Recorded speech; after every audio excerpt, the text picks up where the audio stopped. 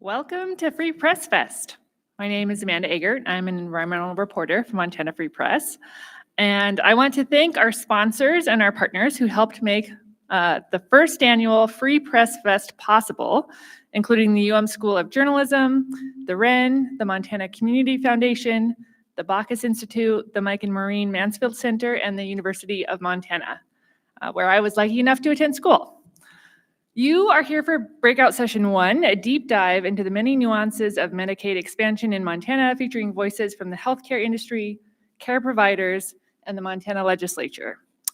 I'm pleased to introduce the moderator for this conversation, Mara Silvers, who joined Montana Free Press in May 2020 to cover social welfare and criminal justice systems, including public health matters such as substance use disorders and mental health care. She was previously an assistant producer at WNYC's All Things Considered and a podcast producer at Slate. Please welcome Mara Silvers.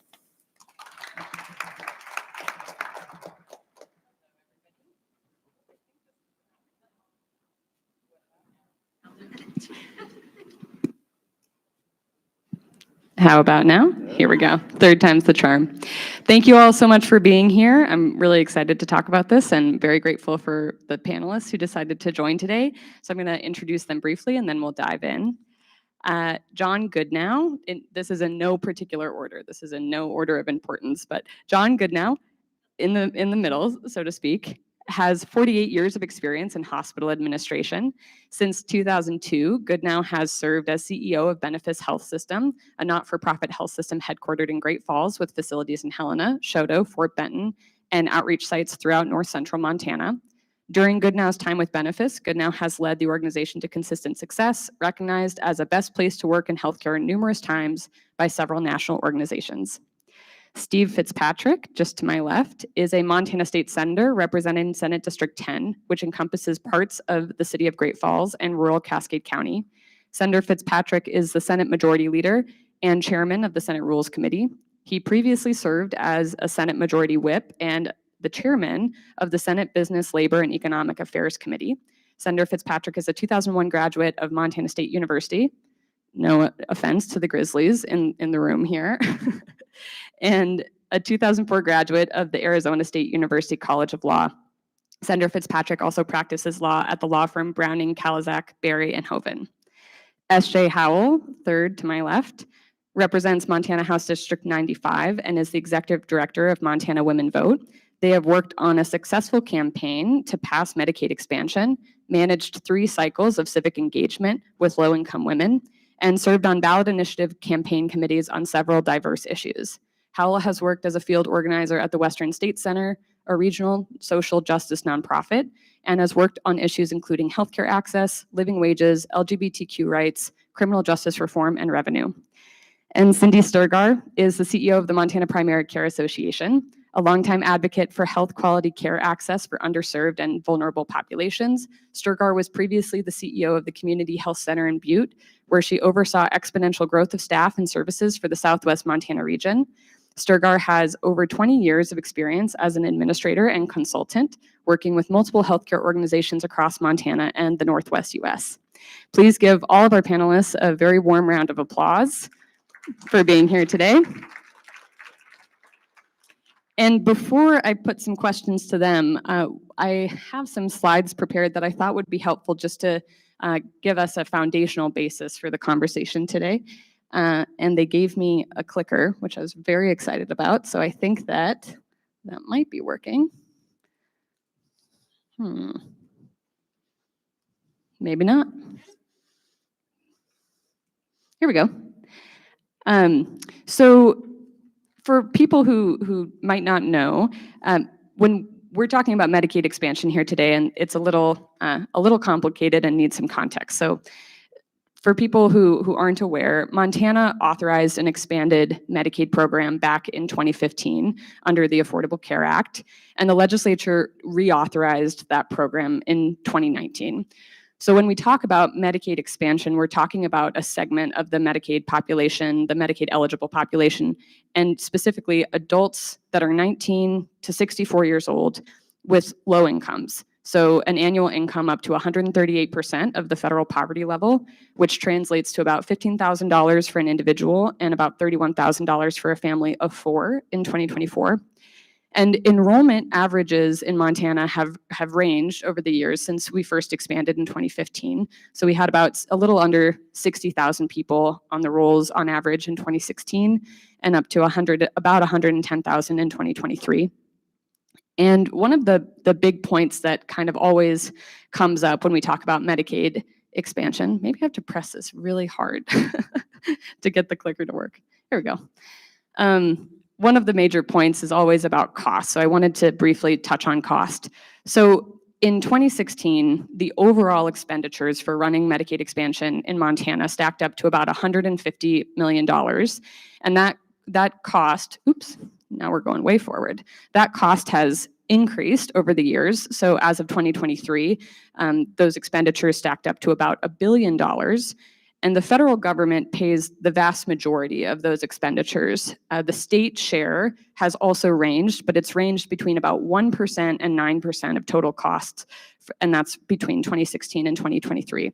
So as of 2023, that percentage came out to about $40 million in the state, from the state general fund specifically.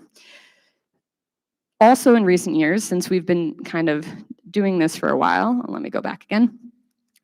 We have some studies and some recent research about Medicaid expansion in Montana, and there have been some findings that Medicaid expansion does not represent a significant cost, I guess a net cost to Montana's economy or the state budget, and in fact, the opposite. So we'll show a slide on that in a couple of slides here, but when we talk about sticker price, that sometimes is not the end of the conversation. That should maybe be the beginning of the conversation for understanding the impact of Medicaid expansion on the economy and the state budget. So here is a closer look at some of those enrollment numbers over the years, so you can kind of see how they've gone up and down slightly. And again, when we're looking at these numbers, these are adults ages 19 to 64. So Medicaid expansion and these numbers here does not include children or older adults or people who are eligible for traditional Medicaid. And those people would not be impacted, those groups would not be impacted by the sunset that is currently in place for Medicaid expansion in 2025.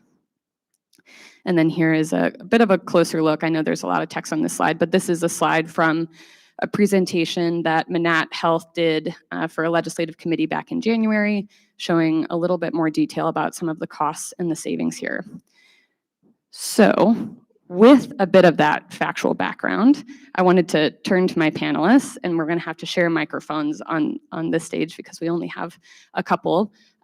But I thought that one of the interesting places to start for this conversation today would be to kind of rewind the clock and talk about what Montana and Montana's healthcare access looked like before Medicaid expansion, so before 2015. And I thought, Cindy, you could be a good person to help kick that off. And I'm wondering, from the Primary Care Association's perspective, what exactly was the healthcare landscape looking like pre-2015? What types of patients were primary care providers seeing, and who were primary care providers not seeing? Great. Oh, good deal. Right off the bat. Thanks for letting us be here. This is great. So just to remind ourselves what the world kind of looked like back before 2015, kind of really before the ACA was passed, right? The Affordable Care Act that was passed in 2010 was a big reason why we could expand Medicaid, states could expand Medicaid. And what was happening back then in Montana, as well as every place else, is that there's a lot of changes going on for employers. Employers were looking at their cost of healthcare, and it was outrageous. They couldn't keep affording to provide insurance to their folks. So you had a lot of people worried about that were corporate America or big businesses in Montana. You had Montana Power back then, right? So think about those things. We used to be a resource-based industry, and so we had lots of commotion there, right? We closed smelters, Great Falls, Anaconda, East Helena. We closed Stone Container. So you had a lot of movement in the economy, and people were losing work. So in Montana at that time, we had a lot of folks who who either got new jobs that had no insurance coverage, so we had a lot of uninsured folks happening.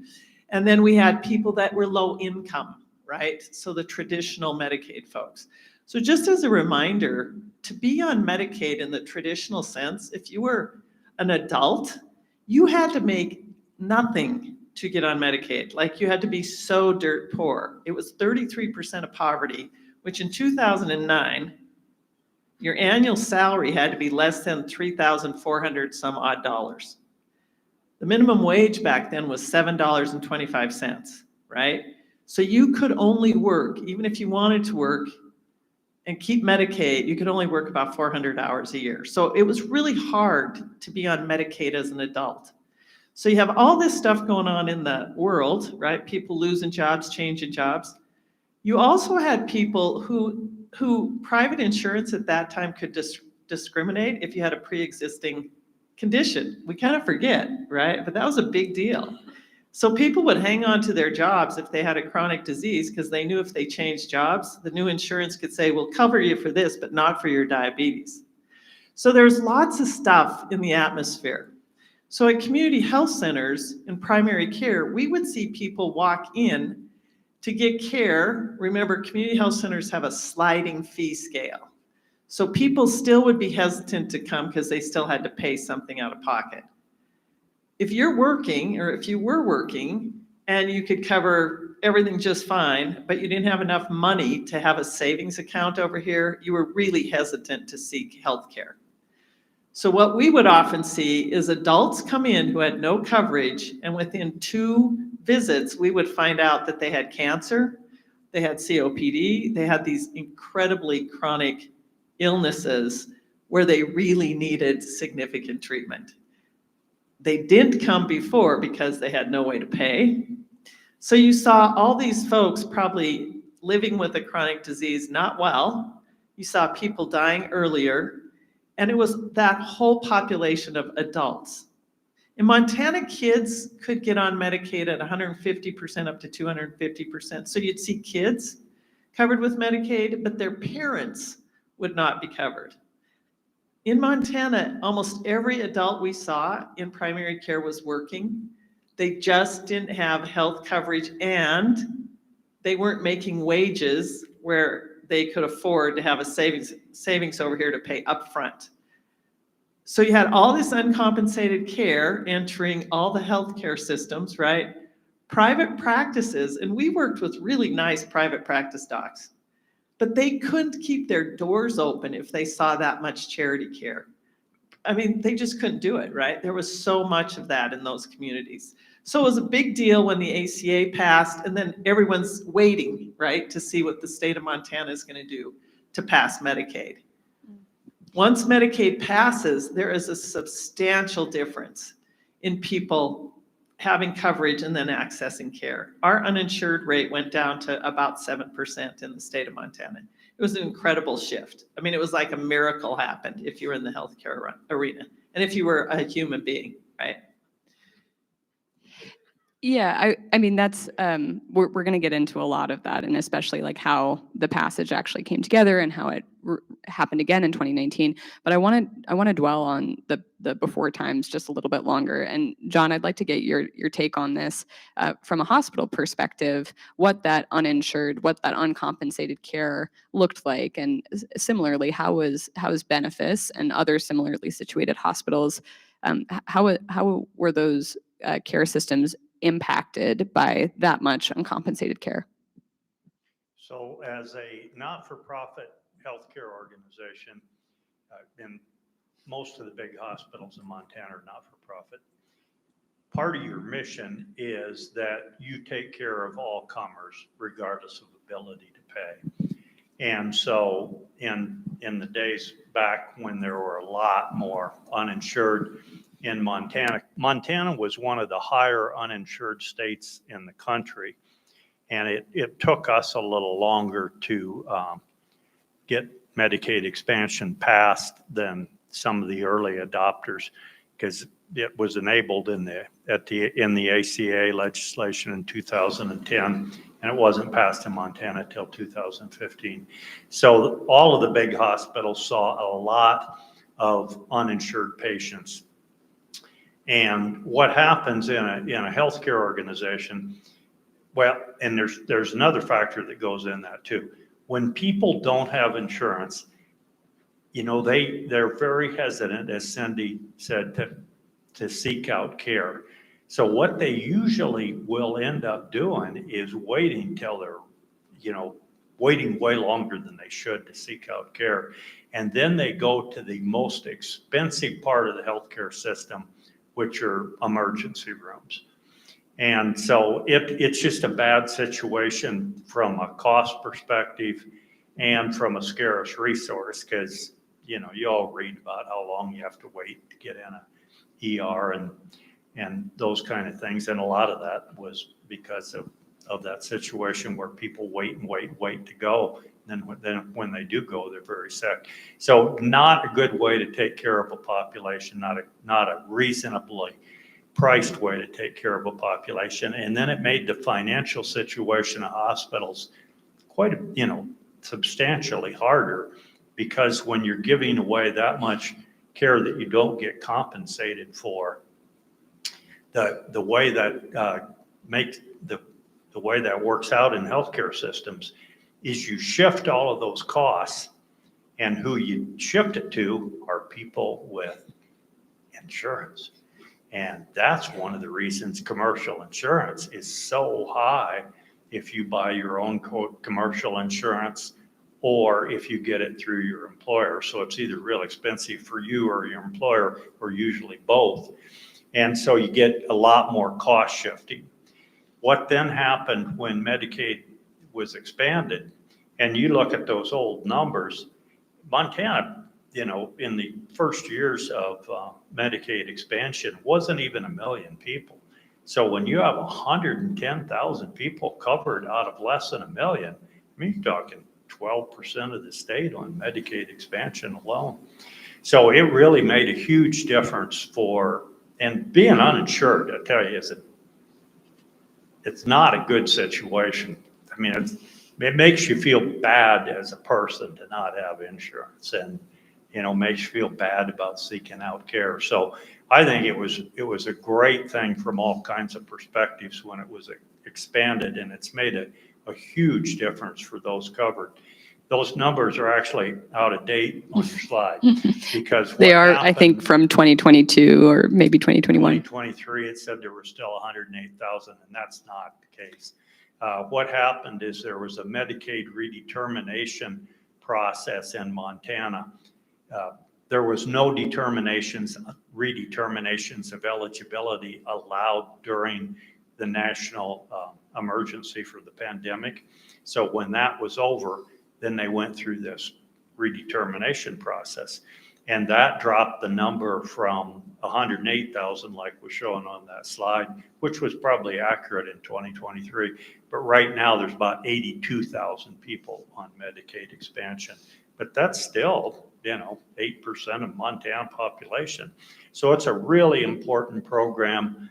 I think primarily for the people that are covered, obviously, but it does all kinds of good beyond that too. So, well, one of the populations we haven't talked about yet that definitely was impacted by Medicaid expansion were tribal enrollees who typically only access healthcare through Indian Health Service. And when Montana expanded Medicaid, they had, if they were eligible, they had more options.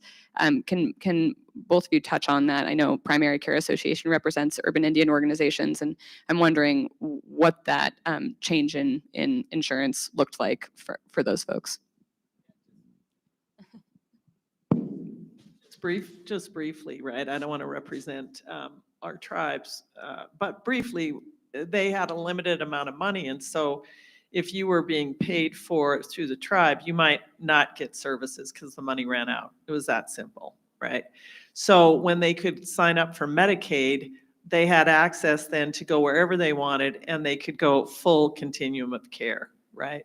They go to primary care, they could have surgery, they could have rehabilitation, they could go to inpatient substance use centers, they could go to mental health. I mean, it was the full gamut. Before that, it was very limited depending on how much money they had, right? John?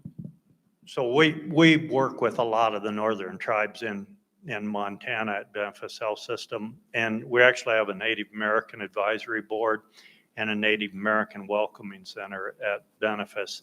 And if you average out the year, about 41 people a year, a day, 41 inpatients per day are Native Americans at Benefis Health System. So we do a lot of work with the tribes. And this was a really good thing for the tribes, because the other thing, in addition to running out of money, which is the only federal program set up that way, Medicaid never runs out of money. Medicare never runs out of money. But Indian Health Service, when they have a certain budgeted amount, when it's gone, and you don't get to get services after that. And then you get big waits for care and your condition gets worse. It's got all kinds of problems. But with Medicaid expansion, then you have Medicaid, so you can keep getting care. But the other thing too, the rules of Indian Health Services is where you can seek out care are pretty strict. And so if you would prefer to go somewhere else for your care, you couldn't do it. Where with Medicaid, you can go, wherever you want to go. So it's really been a good thing for the tribes. And I think the most recent number I saw was 15,000 tribal members are covered right now. And the tribes are very concerned that Medicaid expansion is reauthorized in the legislature, and certainly very supportive of that too. So let's talk about the legislature. Maybe the most fun and interesting dynamic, we could say, element in this conversation. Senator Fitzpatrick, can you take us back to 2015? We had mentioned that the ACA passed in 2010, the session met in 2013, did not expand Medicaid in this way. So what happened? What were kind of like the forces that came together in 2015 to make that possible? And I'm interested, especially then, what were some of the conversations that you were having with other members of the Republican caucus about whether this was the right move for Montana? Yeah, that's a good question. So actually the first Medicaid expansion bill that came in was in 2011. It was offered and it was actually immediately pulled. I can't remember why. Then we go into the 13 session, and it was obviously a topic of discussion. At one point, a bill originated in the House, went over to the Senate, got more or less hijacked in the Senate, put Medicaid expansion into it. It came over into the House. And the speaker referred it down into a committee, which he has that power to do, in an attempt to kill it. There was a motion made to stop the bill from coming out, and I know at least one, but maybe two people voted the wrong way, and that motion failed, and it died that session. Going into the 15 session, there was actually a slight rebellion in the Republican caucus in the House. There were always enough votes in the Senate. That was never a problem, but it was in the House where the action was. And that's because in the House, you have supermajority rules. So you can put a bill into a certain committee, and you need to, if the bill gets killed in the committee, you need to basically get a supermajority to pull that bill out. What happened was there were a block of people that wanted to pass the CSKT water compact. I was one of them. But there were a couple members who also wanted Medicaid expansion. And what had happened was that there was enough votes to force a rule change. That rule change happened, and that allowed bills to be removed out of committee with a majority vote. So a bunch of the bills came over. It was dark money, Medicaid expansion, and the water compact. They went into committee.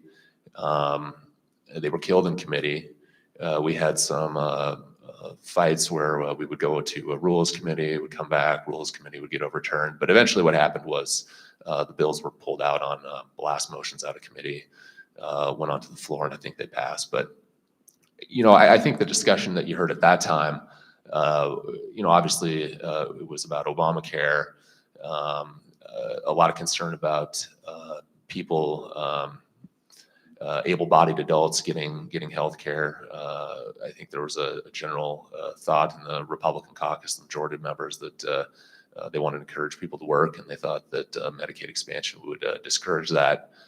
So I think that was kind of the general argument that you heard. And a lot of people too that just are generally concerned about the size of government and don't want to see government expanded at the rate that it had been over the last few years. So those were the general discussions. And then obviously you had the discussion about whether Medicaid is good public policy and so forth. So that's what you heard on at least on the House floor.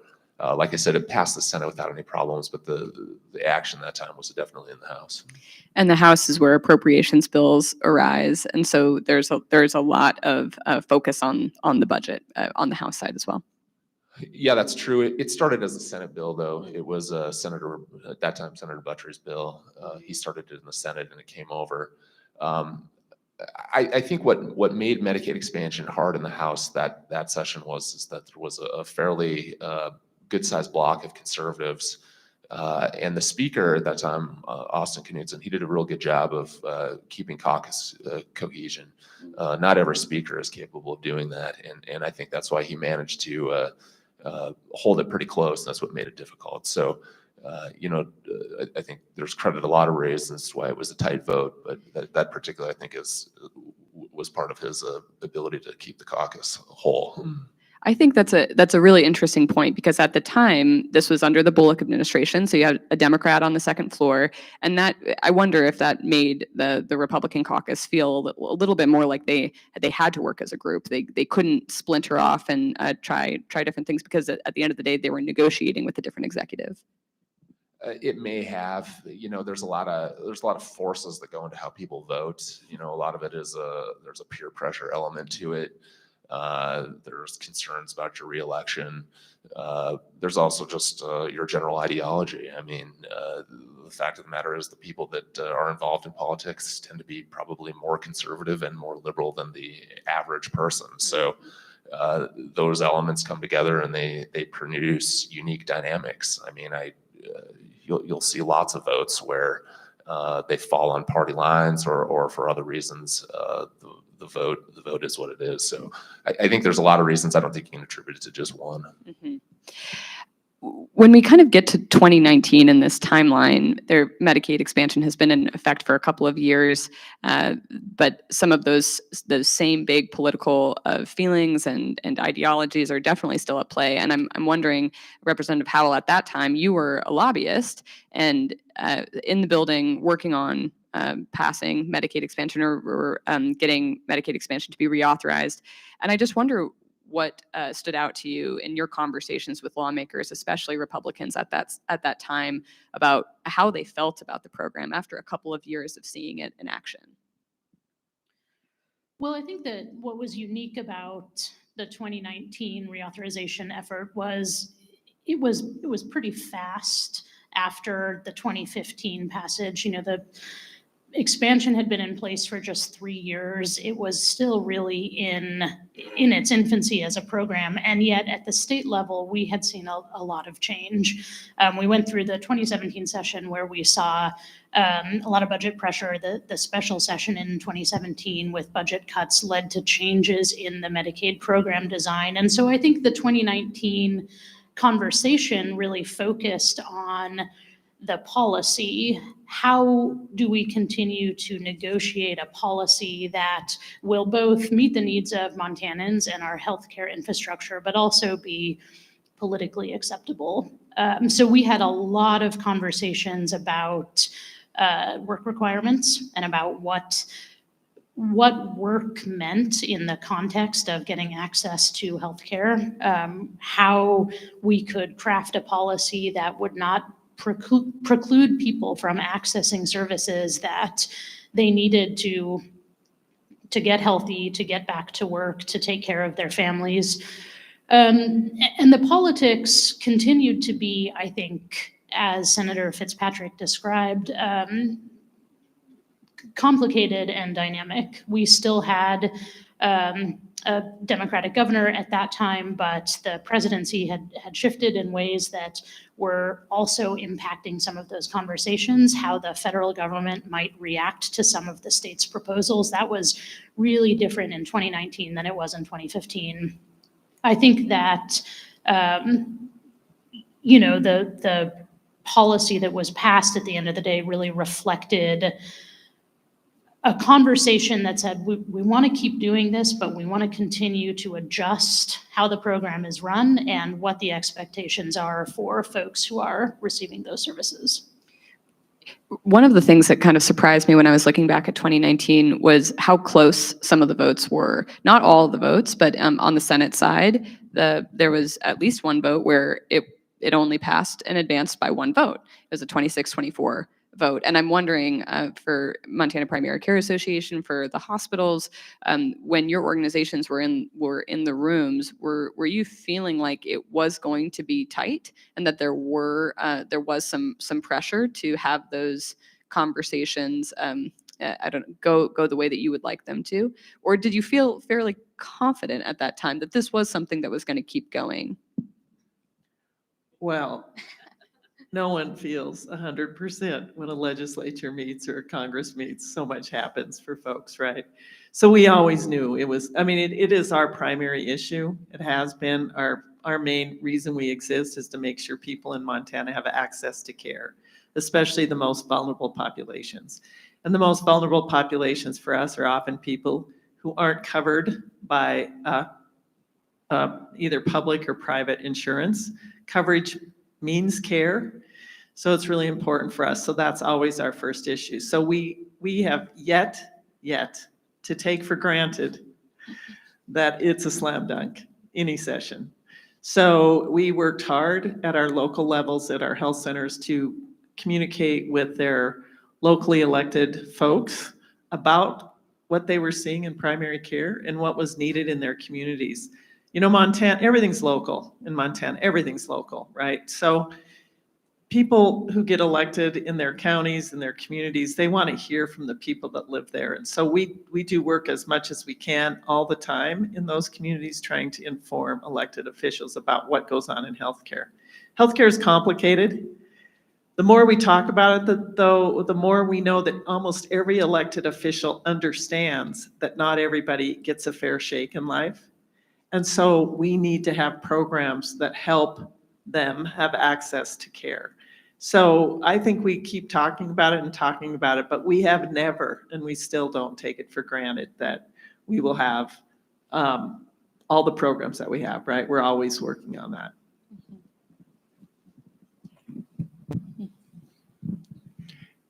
So the hospitals in 2019 were very concerned that it might not pass. And as you mentioned, it was close.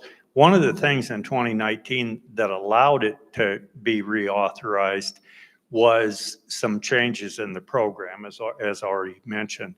And one of them was pretty unique, and that was certain work rules for being able to remain on the program, and you had to seek work and some of those kind of things.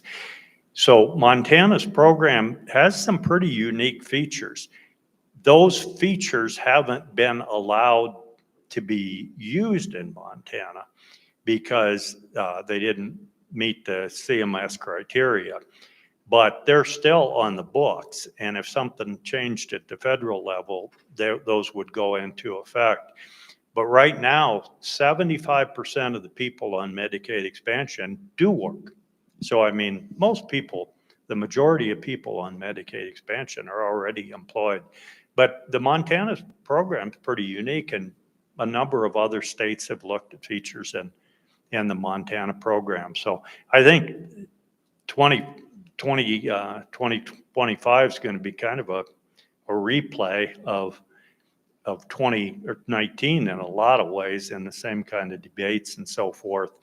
And, you know, I mean, there's a lot of misperceptions about the program too. So a lot of it is just education about what it actually does versus some of the misperceptions and so forth. But yeah, it was never a slam dunk, and it's not in 2025 either, not by any stretch. Senator Fitzpatrick, maybe you can weigh in on this too. I mean, when you think back to 2019, sure, there were a lot of really complicated in the weeds provisions that were put into that bill. But when I listen back to some of those debates, I'm struck by the pretty philosophical, high-level nature of some of that disagreement. There was a representative, I think it was Representative Fielder at the time from Hamilton, I believe, and she was speaking about, if you give a person a fish, they eat for a day. If you teach a person to fish, they eat for a lifetime. And that her concern, for example, was really just about reliance on the federal government, reliance on government programs. Do you think that at the end of the day, those are some of the big philosophical disagreements that lawmakers are really debating more than the nuances and these nitty-gritty changes that might be put into a bill at a given point?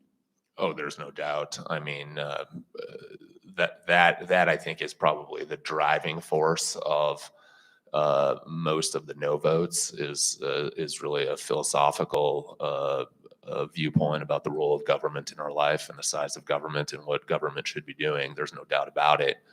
I have to be honest. When the Medicaid expansion bill came to the floor, I thought it was going to pass. I thought it would pass easily with 28, 29 votes. But there were a series of things that happened that day that drug it down. The first was, and this is a true story, I was sitting next to Senator Gauthier, and Senator Gauthier used to own a couple McDonald's stores.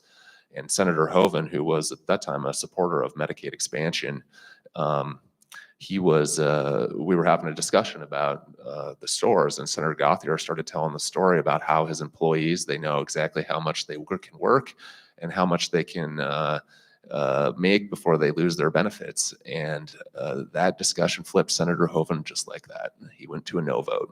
Then there was, of course, the discussion on the floor about this philosophical disagreements, and over time I think that started to pull down the votes. There were a series of amendments, and you could start to see the amendments were getting there. They were getting close to passing.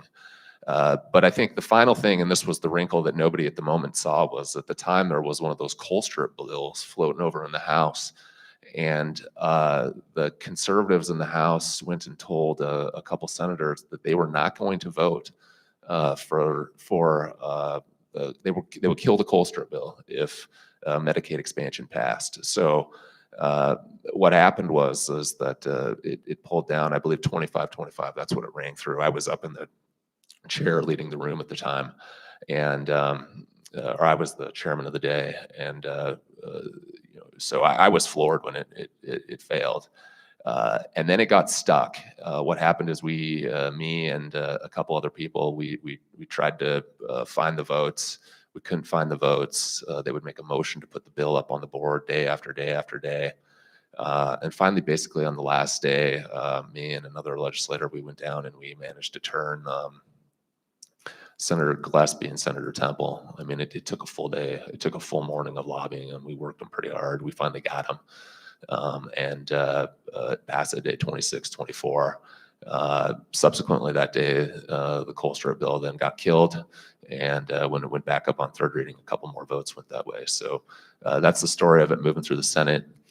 It was a real nasty debate. I think in 2015 it wasn't pleasant, it was uncomfortable, but it wasn't like it was in 2019. It was pretty vicious. It was in the House. It got real personal over there.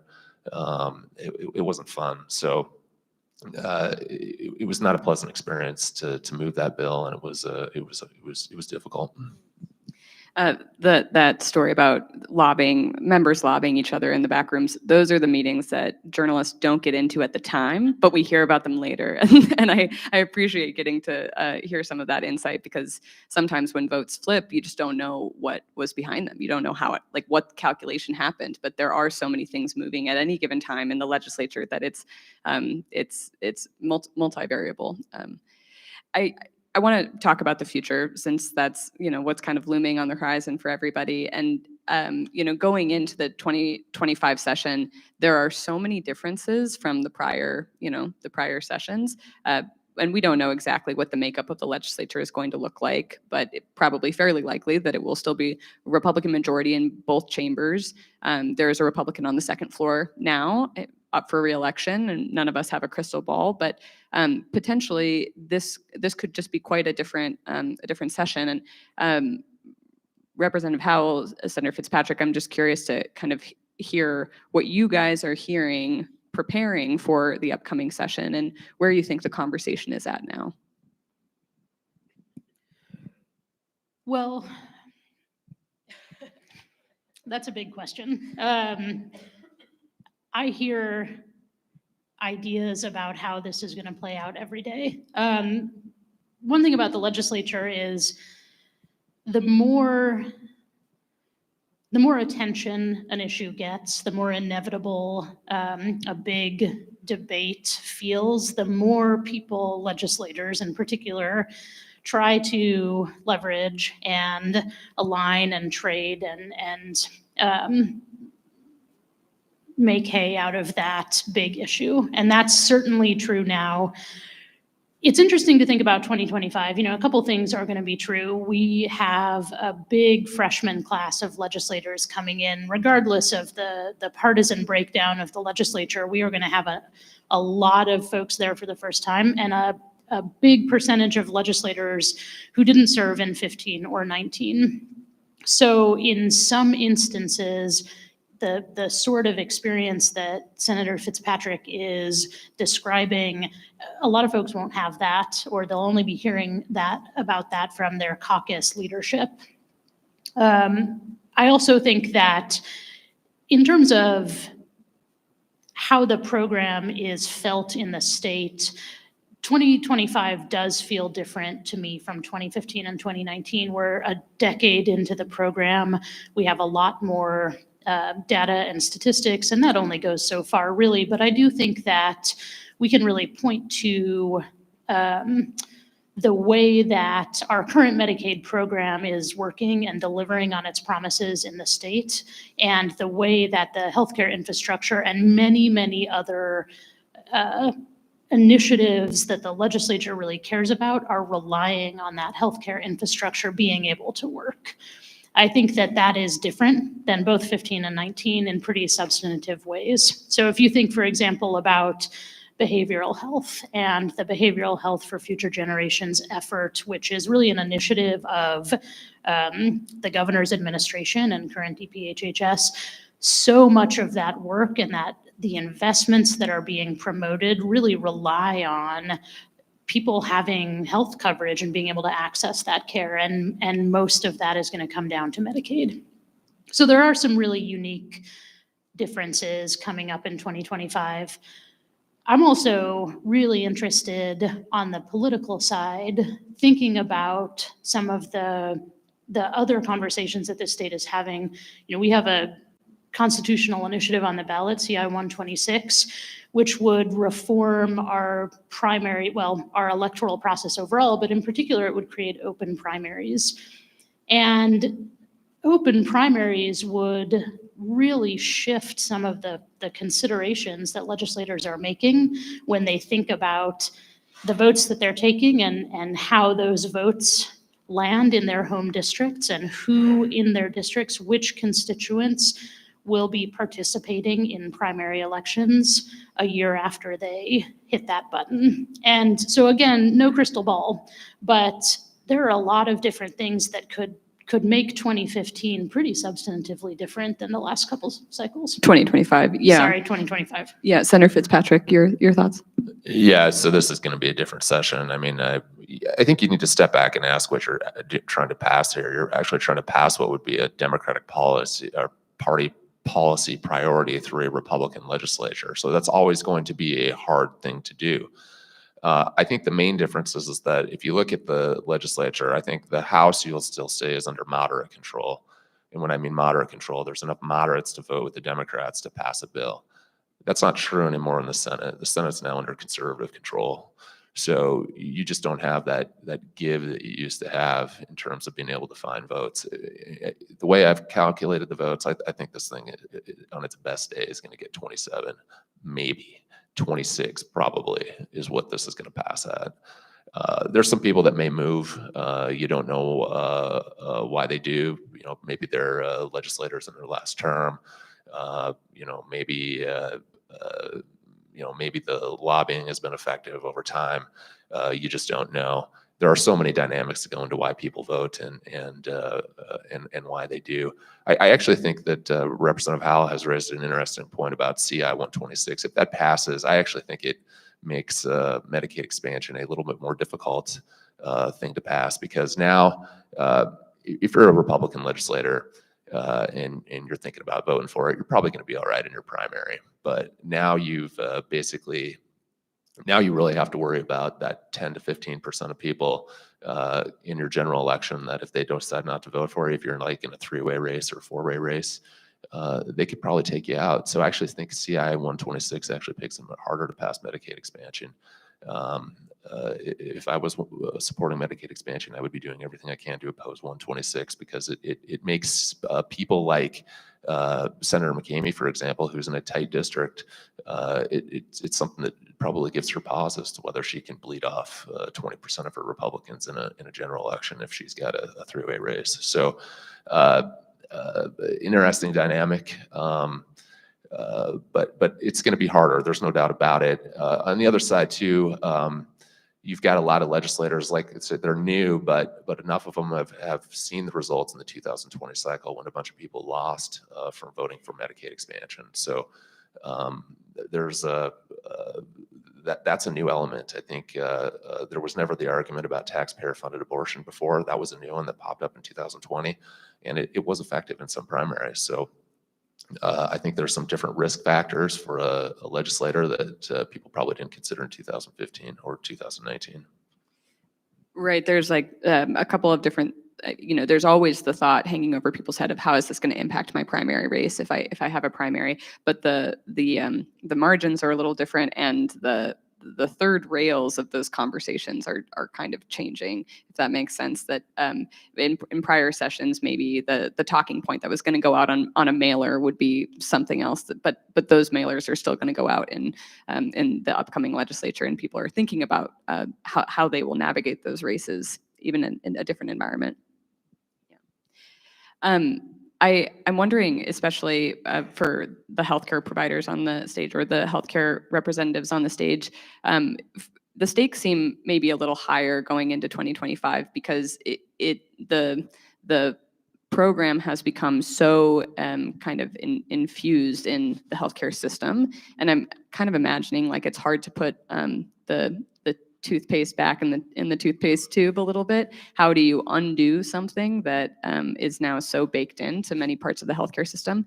But I also wonder if that the scope and the scale of the program at this point, that sticker shock is a little harder for lawmakers and for citizens to really deal with, to say, holy moly, this program has grown a lot, and it feels maybe just more confronting in a different way if you have that issue with growing government and with government programs. So I'm wondering how your organizations are navigating those conversations, both with politicians and elected officials, but with other interest groups that you might be interacting with.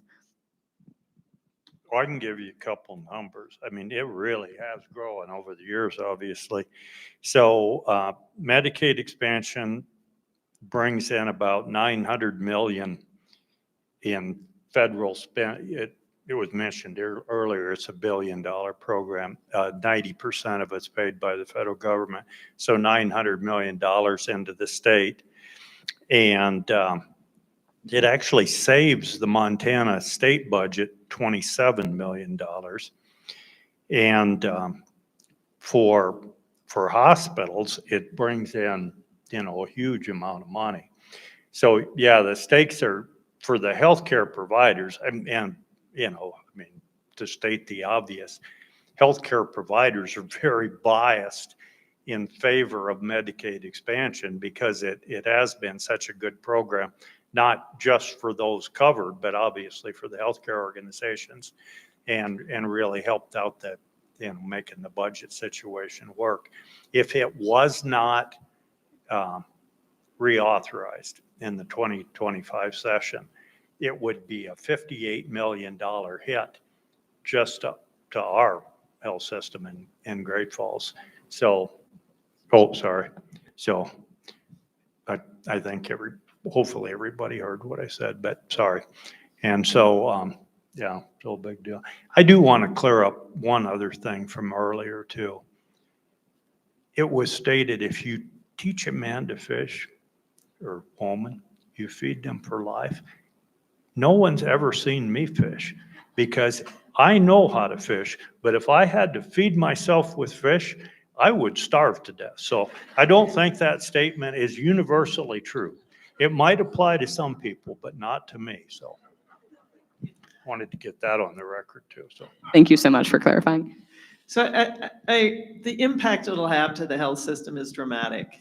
I mean, we're seeing it this year with what we all knew was going to happen with redetermination. It's happened in every state, but we've seen it adjust, right? So we still have lots of people who do qualify for Medicaid who need to re-up, they need to reapply, and they will get covered.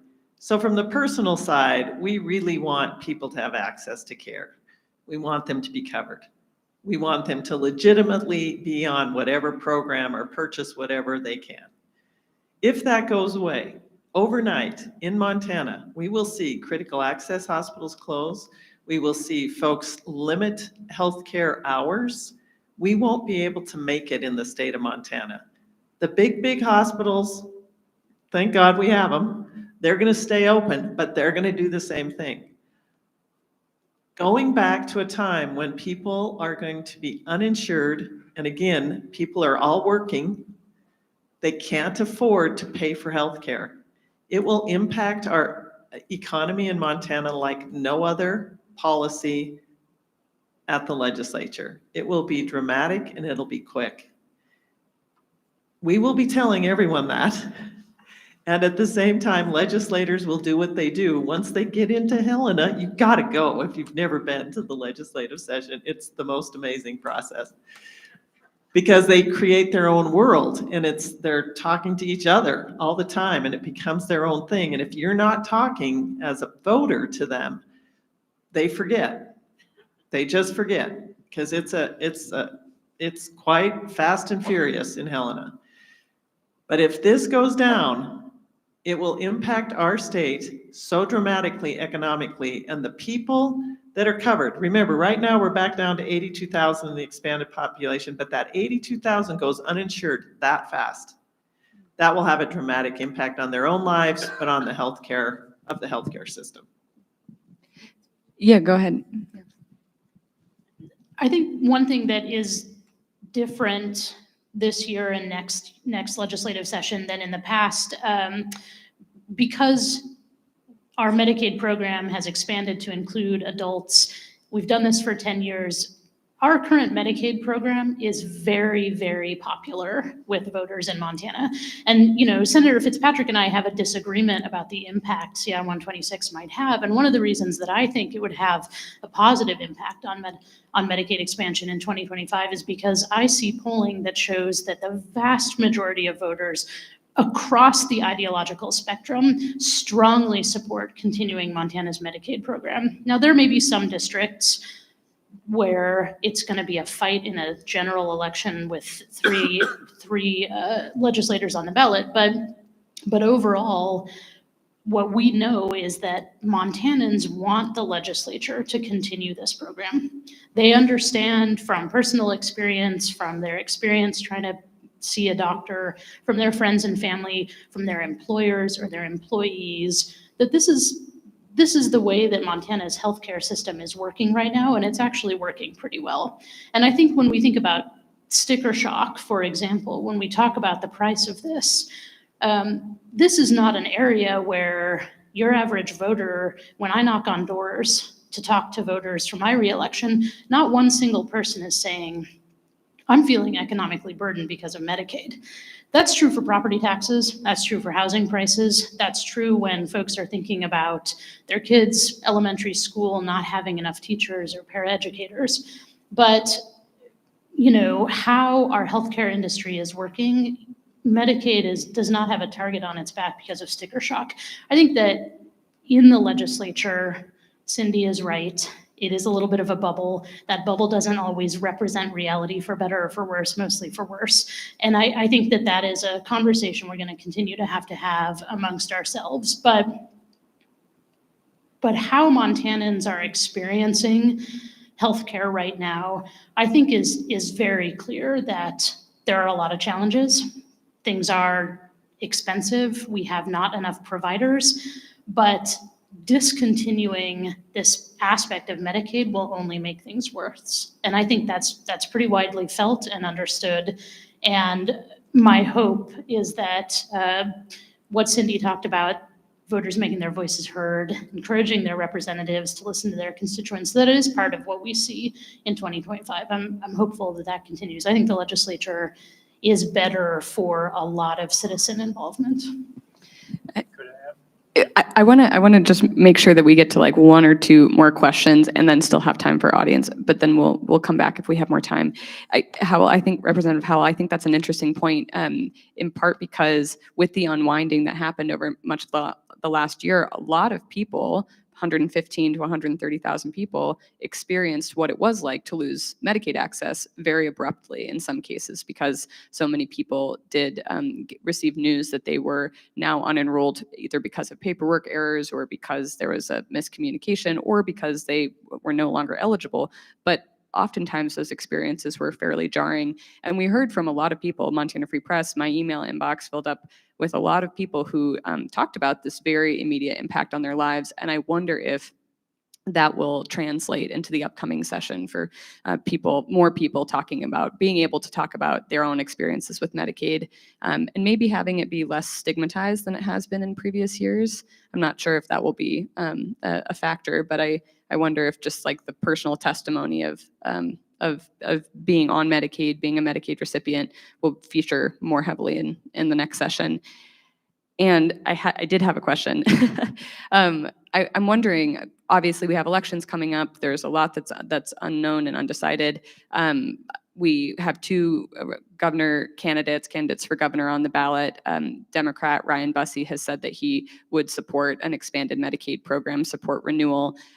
Governor Greg Gianforte, the Republican candidate, has also said that he supports Medicaid expansion, though with some caveats. And his language around this has been, I think, not vague, but couched, I would say, about not wanting the program to become so big that it is unwieldy. And I think that raises a lot of questions for me.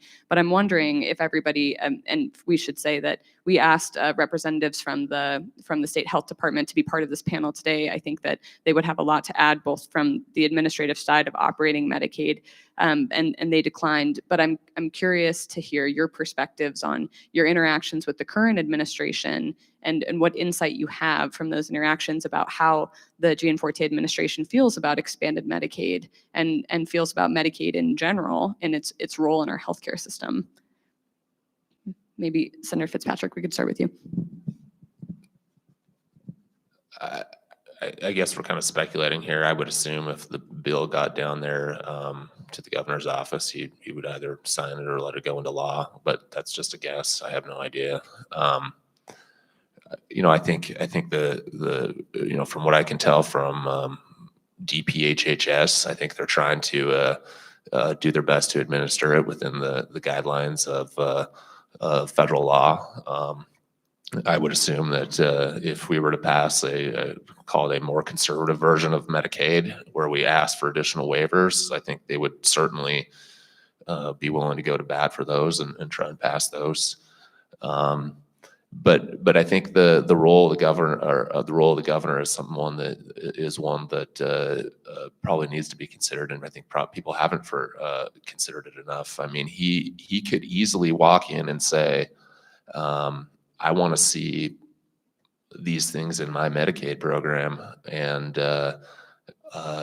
he's got a lot of leverage to do that, because if he vetoes it, there's not going to be the votes to override it. So, it'll be interesting to see what the governor's office does with that. I myself, I speak with members of the governor's office. I don't have any idea where they're going to go on something like that, but I think any Republican is probably looking for things to make Medicaid expansion, I would say, more conservative. I mean, I think when you look back at what then Senator Buttrey did, he tried to put things in there that would appeal to Republican legislators and Republican voters, co-pays, work requirements, those types of things that, would be historically part of a more conservative platform of healthcare. And, he got the votes he got. He probably got the bill passed by adding those in. That was probably enough for some of the more moderate members of the Republican Party. But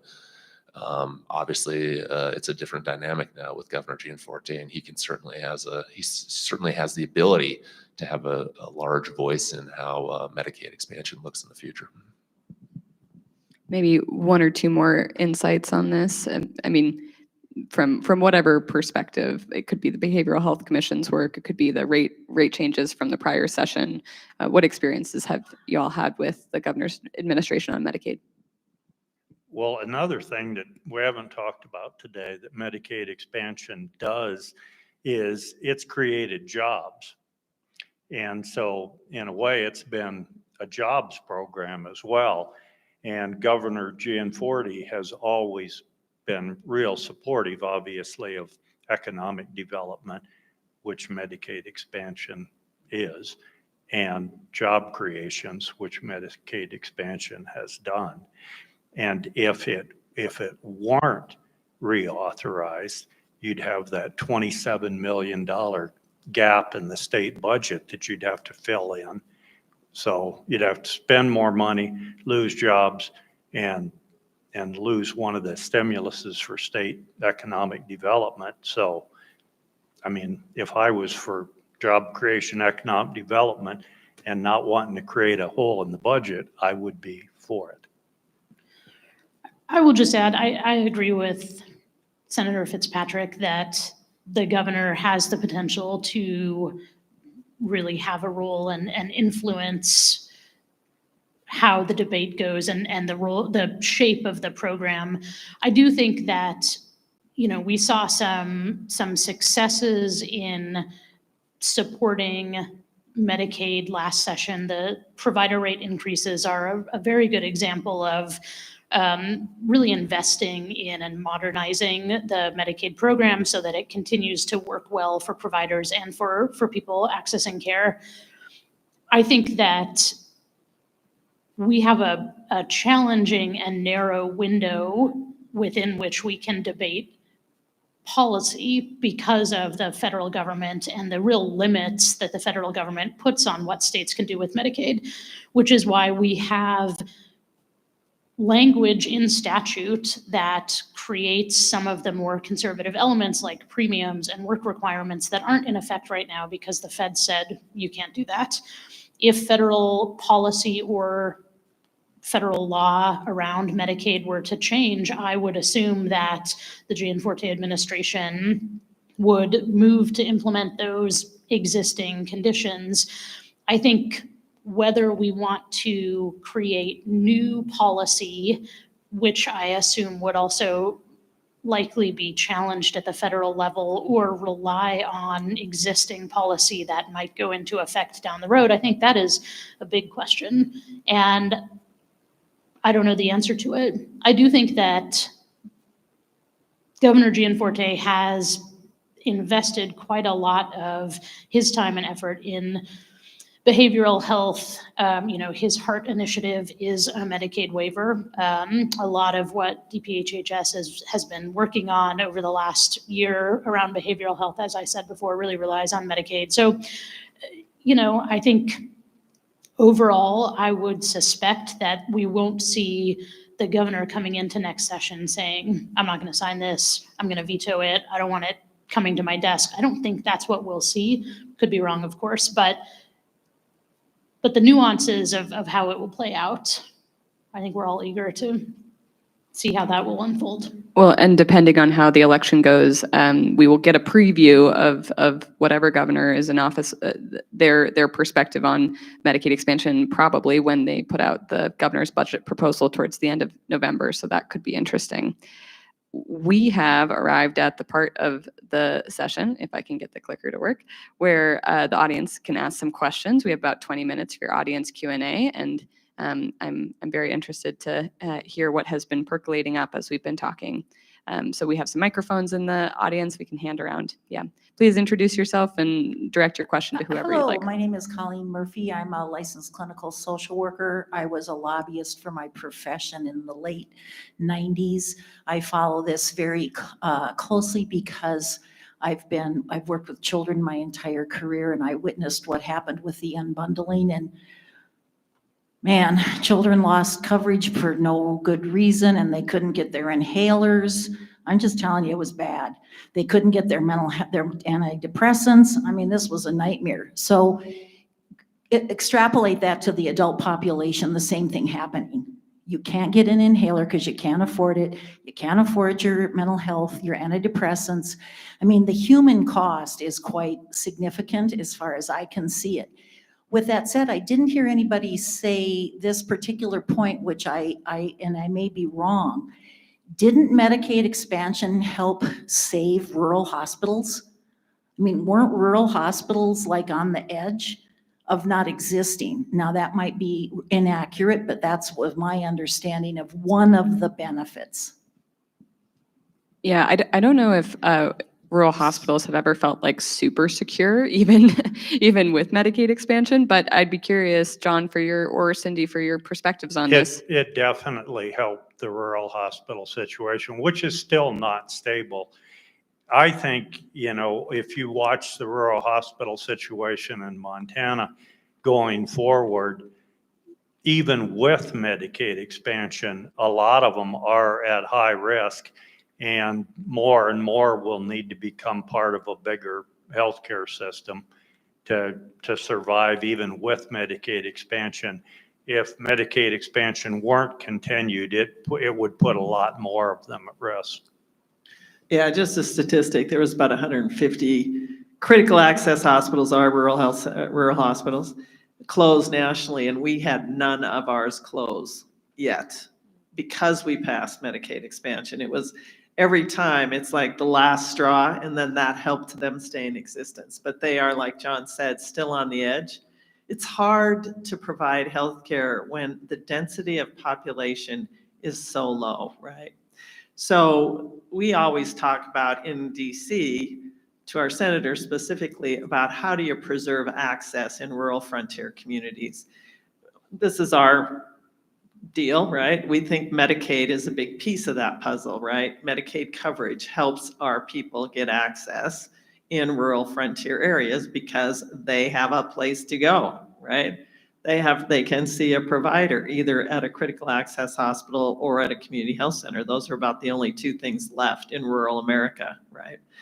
Then you get into the bigger cities, right? You have more variety. You have specialty practices that are outside of the ownership often of hospitals, but often hospitals own them, and some private practices. So it's a big rural thing. It's a rural frontier thing. I really think the governor wants to put his stamp on who's going to be our governor, that this is a Montana thing, and that they're both men, that they're going to do well for their state, right? And healthcare is the biggest deal. You just can't go to work if you're not healthy. It's just a big deal. I think whatever it looks like, right? It may look different, but whatever it looks like, I think they're going to do the best that they can to arrange it somehow, right? That we keep Medicaid expansion, whether we have a whole new waiver called something else, I don't know. But I think they're going to, you have to keep it, right?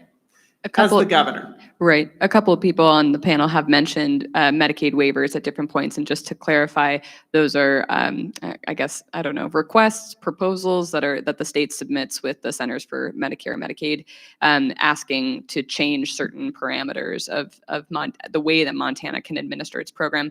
And interestingly, talking about Governor Gianforte's record on this, in the last couple of years, both through the HEART initiative, which is the Healing and Ending Addiction Through Recovery and Treatment initiative that the governor put forward in 2021, but in some other ways as well.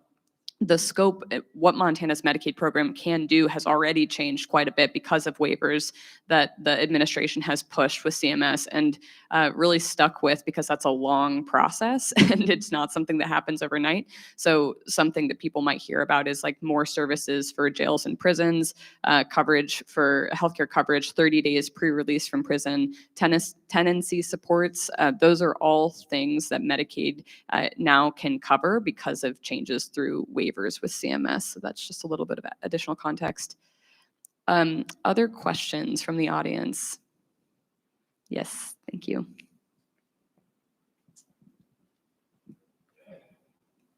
Please introduce yourself. Yeah. Thanks. My name is Pam Boyd. I'm a nurse practitioner and I am on the Board of Health in Missoula City County. One of the things that I haven't heard addressed is how Medicaid expansion affects public health services in the state and how it addresses rural nursing home needs and how those will be affected if this goes out. Could you address some of those for me? To take nursing homes. Yes, we have 3. So Montana had a number of nursing homes close last year. And a lot, I mean, some of them are still at risk.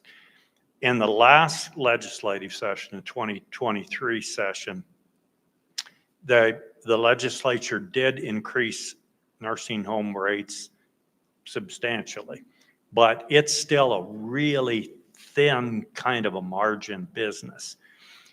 And one of the things that the nursing home closures during the pandemic really plugged up was the acute care hospitals.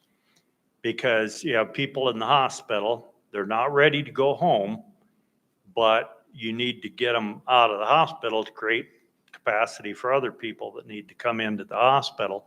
And the way you do that is they go to nursing homes. Most of the big hospitals in the it's a huge deal to the nursing homes. And when you get down to it, almost everybody in nursing homes are covered by Medicaid. So if Medicaid didn't cover nursing home care, they'd all go under. But I think, just to clarify, my understanding is that the folks who would be covered by Medicaid in nursing homes would be covered by traditional Medicaid rather than Right. Medicaid expansion. No, that's, yeah, However, not always the case, but generally the case. and as all things are kind of interconnected, last session there was quite a big push to increase Medicaid rates across the board for like a lot of different populations, not just for people on Medicaid expansion or any one. Next session, the focus will be on Medicaid expansion, and it might be very difficult for providers to get any kind of purchase or leverage with lawmakers. I think I'd be curious about this on increasing rates again for other programs because the focus will be on expansion. And sometimes, like Senator Fitzpatrick kind of seemed to talk about, there are a lot of different variables at any given point, and not everything gets moved down the field for different reasons. I just think addressing the public health issue, right? So depending on what people believe about public health, it was established to keep us safe and to stop disease from spreading, right? So public health departments in various communities have different roles and are stronger, all those kinds of things. Many of them rely on a place to send someone when they are taking care of the person, right? So I come in maybe to the public health to get my immunization. I have kids, I do well child checks, or I'm at WIC, right? Then public health needs a place to send me if I need care. If Medicaid expansion, if the expansion money goes away, that becomes very limited for public health, right? So public health's role, we say in the community health center world, we are partners. We are hand in hand with each other because often we are providing some of the same kind of education, but often in our small communities, the community health centers are the clinicians. Here in Missoula, you are hand in hand with partnership, so you work hand in hand together.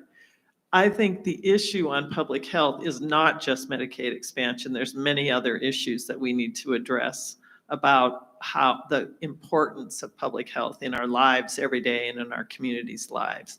But it will definitely be impacted if Medicaid, if the expansion population and the money for the expansion population goes away.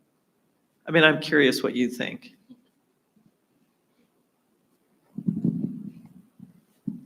I definitely think it'll have a big impact on public health. You know, now we can we can bill for some of the services that our visiting nurses do and things like that. And that is because of the expansion and the changes that happened with that. And if it goes away, we're not going to have that source of income, which means we have to cut our services. And that will impact the vulnerable population in all of the state. And so I think it is a huge thing it's definitely a huge thing to keep it in place for public health. Thanks for that question and perspective. Other questions in the audience? Up front, yeah.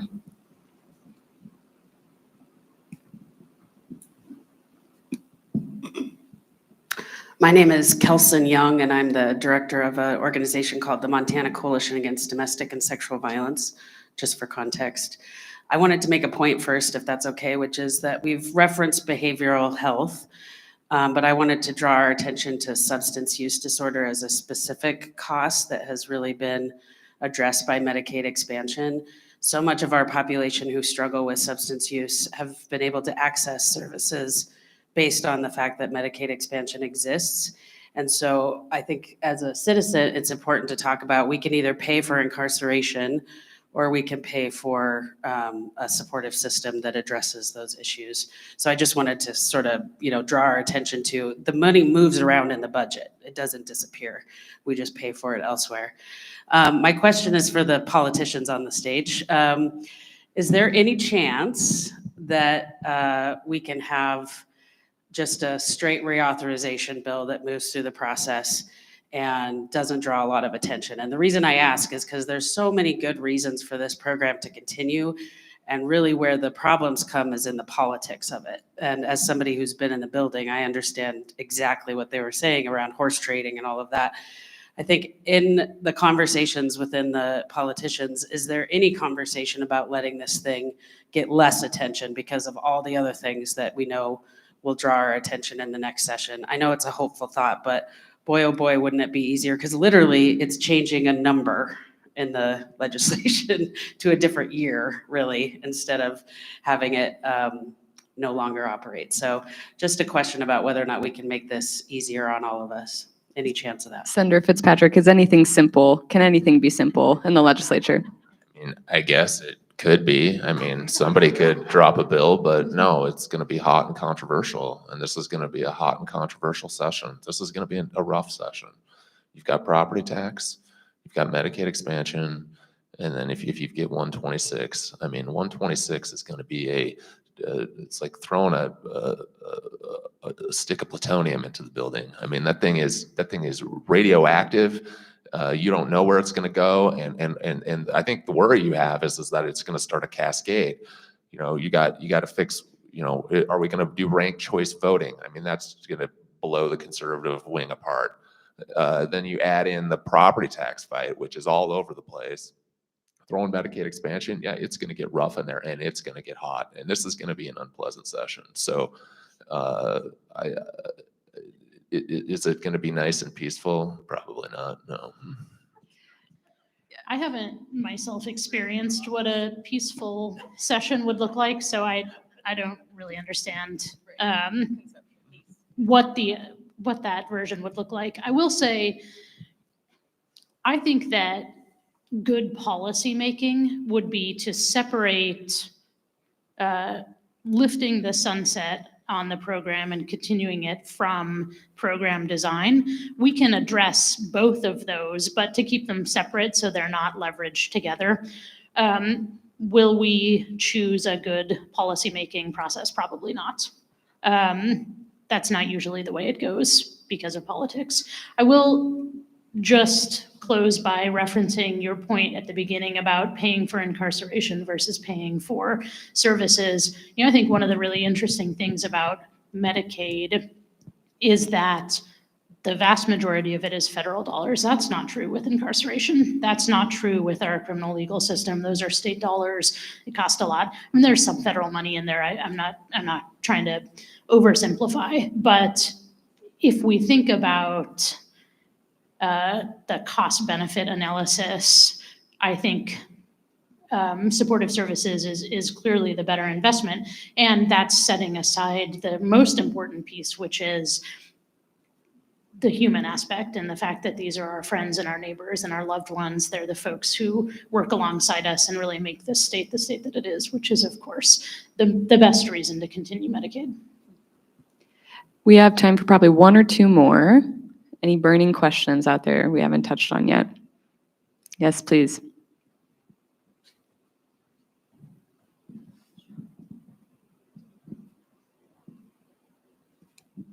My name is Tiffany and I live in Ravalli County. And so hearing from the experts on the panel who work in the hospital setting and hearing from, I believe it was the CEO of St. Luke's in Ronan, that if Medicaid expansion doesn't happen this legislative session, some rural hospitals will close, concerns me a lot, because the difference between driving from Sula, Montana to Hamilton, Montana, and the difference between driving from Sula, Montana to Missoula, Montana is the difference between life and death for some people. And that doesn't matter whether or not they work or what their tax bracket is or anything like that. And so this is, to me, feels like something that will negatively affect literally everybody who lives in the far-flung areas of Montana. And I'm wondering, for Senator Fitzpatrick and Representative Howell, if there is that understanding among legislators that this will impact more than just who we think it will impact. I guess I'll answer that. I think every person who sits there as a legislator, whether they're the most liberal or most conservative, sits and listens and does their best to understand the impacts on everybody. But you have to understand too that they also come with views about the way government should be, and they're not necessarily going to agree that it's a good idea to keep Medicaid expansion going. I mean, I can't sit here and speak for the most conservative members of my party, but they have deeply held philosophical views about the role of government and how Medicaid impacts that. So, you know, the fact of the matter is, when you sit in the legislature, and I don't want to sound cavalier here, but people get up on every bill and say that the world will end if this doesn't pass, or if it does pass. I mean, you hear it all the time. So to a certain degree, you get kind of numb to it. And that's one of the problems you face is that, you know, you listen to hours and hours of testimony and you hear about all the good and all the bad, and you know, sometimes I don't think the real world impacts necessarily get communicated through very well. Yes, I mean, Senator Fitzpatrick is correct. It's a challenge to cut through the noise of the legislature and to communicate impact in a way that is really felt. I will just note that there are very few legislators who can craft bills where nobody gets up to testify, and my friend the senator is one of them. At least my experience last session, did a very good job bringing bills where nobody was saying the world was going to end one way or another. So congratulations on that. Any other questions? I just want to say one thing. Oh, on this please, thing. Cindy. I Yeah, think, thanks. especially Ravalli County, please talk to your people. It will make more difference if you have them if they can understand from you before they get there. It will make more, and that they know you're watching, than anything we're doing here, right? It is so local, and you know your people. We know our people. This is a tiny, tiny state. Please get your friends, your family, talk to the people that you're electing there. Make sure they know your concerns. It's a big deal. Sure. Yeah, I think we have time for a follow-up. Thank you. I also wanted to ask about that philosophical approach, because based on the numbers that we've seen today, you had mentioned putting guardrails in place. Based on the numbers that we've seen, those guardrails are already in place and seem to be working. 75%, I think, is the number that was presented, of people who receive Medicaid expansion are people who are employed. And I think the number that I've seen is 90 or more % are people who are employed, students, or caretakers for somebody who cannot work. And so, again, my question is, like, what is the philosophical problem with people working, having health care? I think you will hear that they're not working full-time. that they're working part-time, and that they're stuck on government programs. I think that's the answer, is that most legislators that are Republicans are going to think you should work full-time, that you shouldn't work 15 hours a week and get the equivalent of $90,000 of benefits every year. So that's the answer. They're not going to say, gosh, I think it's great that you worked at Walmart 12 hours a week and kept your Medicaid expansion. They're going to say, you should work full-time at Walmart. So that's going to be the answer. Yeah, I think it's very interesting to hear how some of these economic conversations play out in the session, because one of the best things about covering the legislature is that it is a citizen legislature. Everybody's district has about 10,000 people, no matter where you're representing in the state. And so people are coming with very unique and different experiences. And a lot of people in the legislature are not high rolling, rich business people. Like, they are, representing, I think, the true economic diversity of Montana. And they have wide ranging ideas about what is the best, most empowering role of government in people's lives. And those perspectives are very passionate. Let me add something too. That's a good point. You have 150 people in there, and they all have their own different point of view of life. Now, you have to remember, in the Republican caucus, most of the people are older, and they've been business people, and they've pulled themselves up for their bootstraps, started a business on their own, and lived in a time before Medicaid expansion. So you just have you have a different viewpoint than I think the people in this room have. It's going to be more of a independent streak to them, a more of a you can do it yourself in life attitude, and that's what's going to percolate through. Okay, any other questions? I know we have to reset the stage soon. They're going to kick us off, but final thoughts. If not, then for the panelists, any other final thoughts that you have that we did not cover? I know that there's so much ground to cover, and even in 90 minutes, feels like maybe we can barely scratch the surface, but anything else that you want to talk about either the past or the future for Montana Medicaid?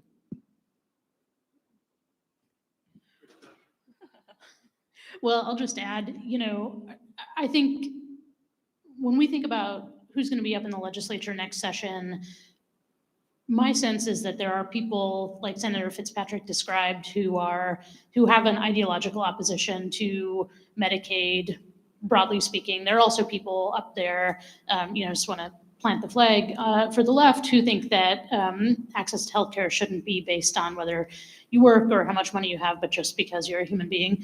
And I think that the work of the legislature is to come together in the middle and find something that we can compromise on and agree on and make that work the best it can for Montana. That's the job of the legislature. That is what I think a majority of legislators want to do. And the very best thing, in my opinion, for making that work well is sunshine and engagement and eyes from constituents across the state on that process, start to finish. So, I would encourage folks to continue to talk to your legislators, your candidates, your governor, all the other stakeholders, and make sure that we have as many people participating in this debate as possible, so that we have a breadth of experiences and views trying to come to that final decision. I feel pretty optimistic. We've done it twice before. Third time's gonna be great. And we'll just leave it at that. And on the note of sunshine, read and support local news outlets that are in the building every day covering these things as they evolve. We might not catch every meeting that happens unless lawmakers open the doors and let us in, but we will do our very best to represent what's happening in Helena to anybody else in the state. Thank you all so much for being here today and for being part of this conversation. Thank you again to our panelists, and please give them a round of applause for answering all the hard questions. And definitely stick around and check the program pamphlets that are kind of scattered around the hall. There are some really good panelists that are coming up in panels that are coming up in the afternoon, including on housing affordability and other issues that are very relevant to Montana today. Thank you so much. Thanks, guys. Thank you. Yeah. That's fun. I hope it was not, too